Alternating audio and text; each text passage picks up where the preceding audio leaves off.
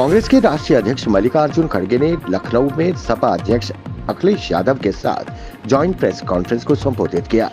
उन्होंने कहा कि 4 चरणों के चुनाव हो चुके हैं और इंडिया गठबंधन काफी आगे है।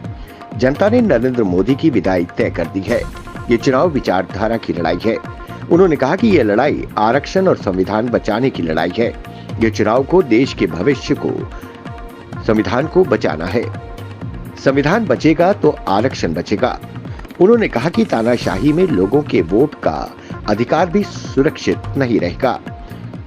हम सत्ता में आए तो लोगों को 10 किलो अनाज देंगे।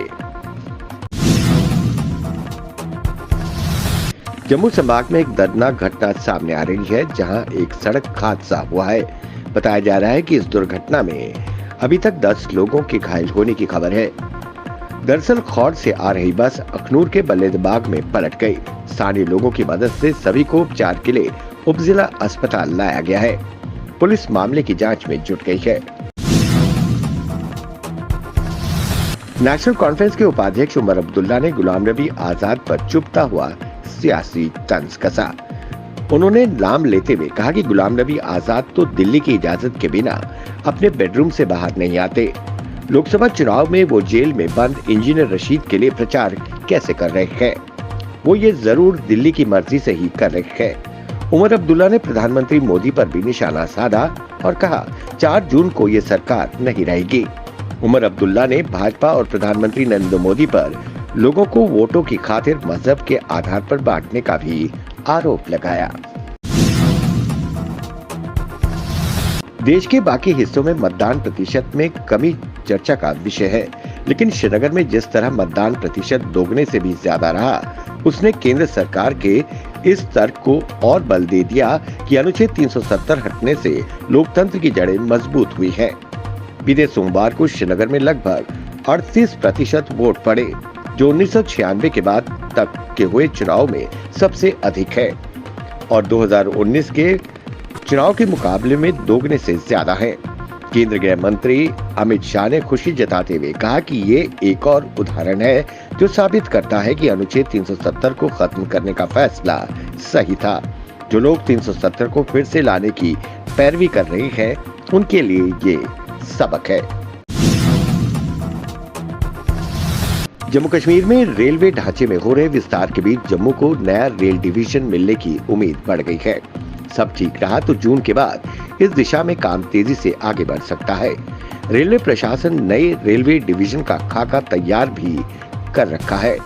अब आदेश का इंतजार है।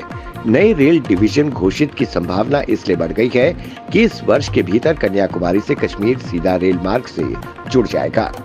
जम्मू कश्मीर में तेजी से बढ़ रहे रेलवे ढांचे को देखते हुए फिरोजपुर रेल डिवीजन को 2 हिस्सों में बांटना जरूरी है। नए रेल डिवीजन का हेडक्वार्टर्स जम्मू में बनेगा। इसमें पंजाब के सुजानपुर से लेकर कश्मीर के बारामूला तक करीब 417 किलोमीटर रेलवे लाइन को कवर किया जाएगा। इसमें कुल 43 स्टेशन होंगे।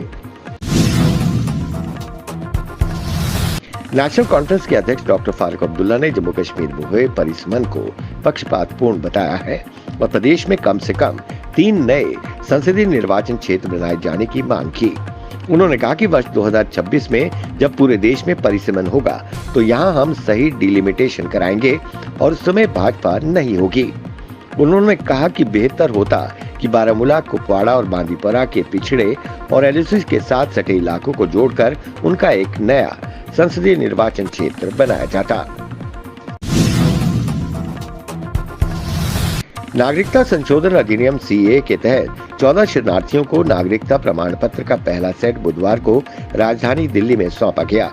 केंद्रीय गृह सचिव अजय कुमार भल्ला ने ये प्रमाण पत्र उन लोगों को सौंपे। इससे पाकिस्तान, अफगानिस्तान और बांग्लादेश के गैर मुस्लिम प्रवासियों को इंडियन सिटीजनशिप देने की प्रक्रिया शुरू हो गई है।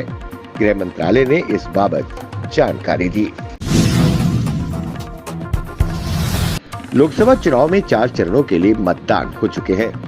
3 चरण बाकी हैं। नेता एक दूसरे पर भयंकर आरोप प्रत्यारोप लगा रहे हैं। इस दौरान प्रधानमंत्री मोदी ने महाराष्ट्र के डिंडोरी में एक जनसभा को संबोधित करते हुए कहा, कांग्रेस ये चुनाव बुरी तरह हार रही है।